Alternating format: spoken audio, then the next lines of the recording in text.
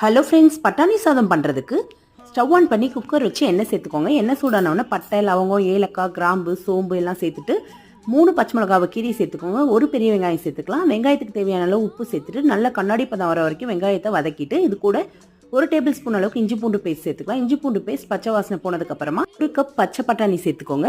சேர்த்துட்டு 2 நிமிஷம் நல்லா இந்த மாதிரி கலந்து விட்டதுக்கப்புறமா இதில் 1 கப் அளவுக்கு தண்ணி சேர்த்துருக்கேன். தண்ணி சேர்த்துட்டு மிக்ஸ் பண்ணிடுங்க. நல்லா தண்ணி கொதிச்சதுக்கப்புறமா நம்ம பேலன்ஸ் எவ்வளோ தண்ணியோ அவ்வளோ சேர்த்துக்கலாம்.